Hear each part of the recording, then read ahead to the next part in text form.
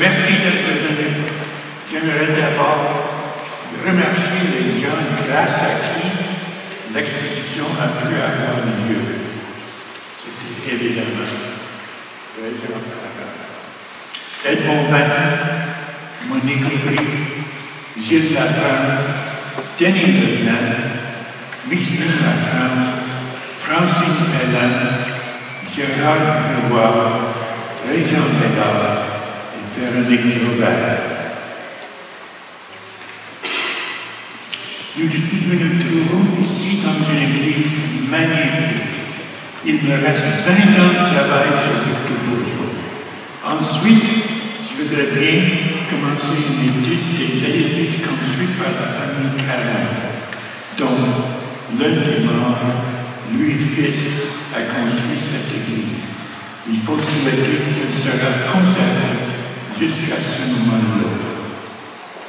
Une résidence du village des cantons de l'Est dont l'église est menacée m'a dit récemment, si nous perdons notre église, nous perdons notre village. Quand j'étais étudiant, on m'a enseigné que tous les édifices admirables se trouvaient à Londres ou à Paris ou à Rome. Pourtant, en regardant autour de moi, je soupçonnais qu'il y avait des bâtiments de valeur ici, au Québec. C'est ainsi que, lors de l'ultime expédition, j'ai commencé à visiter les églises de la région de Montréal.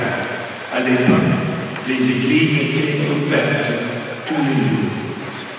Il y avait certainement de ces bâtiments du XVIIIe siècle, mais en dépit de leur décoration élaborée, on n'y voyait pas une maîtrise particulière dans l'organisation des éléments. En revanche, les églises du XIXe siècle étaient plus nombreuses et commençaient à témoigner d'une compréhension de l'architecture. Et les plus remarquables étaient de Victor Bourgeois. Cependant, je ne comprenais pas pourquoi. J'ai donc commencé à prendre des photos, puis à réaliser des dessins, mais aussi à l'aide d'instruments d'art.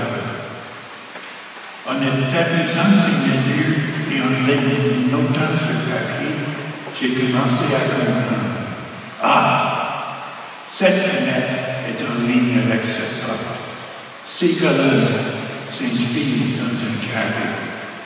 La hauteur de cette moulure est déterminée par un triangle et sur la ligne des chapitres. Il n'y avait pas de prince au Québec, pas de perles, pas de marbre, pas de bronze. Il n'y avait pas beaucoup d'argent comptant. Et pourtant, Bourgeois, en s'appuyant sur le savoir-faire traditionnel des maçons, des charpentiers, des menuisiers et des sculpteurs québécois, a construit des édifices complets qui respectaient les règles séculaires de l'architecture.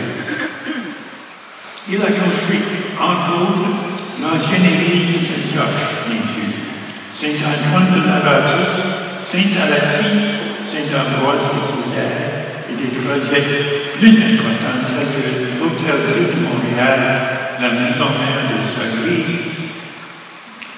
la cathédrale Marie-Reine du Monde, tout ce qu'on voit à l'intérieur de Notre-Dame. L'hôtel, les colonnes, les couleurs, la chaire exceptionnelle dont vous verrez une photo dans cette exposition. Tout ça est de son œuvre. Victor Bourgeois a fait chanter la pierrerie. Il a fait danser le pain blanc sculpté. Il a fait raconter des histoires à ses églises. Il leur a fait raconter l'histoire du Québec et l'histoire de l'architecture. Les églises du Québec font partie de notre patrimoine. Pas seulement le patrimoine du Québec, mais le patrimoine du monde entier. J'espère que vous allez quitter cette exposition l'abréviation que Dieu reste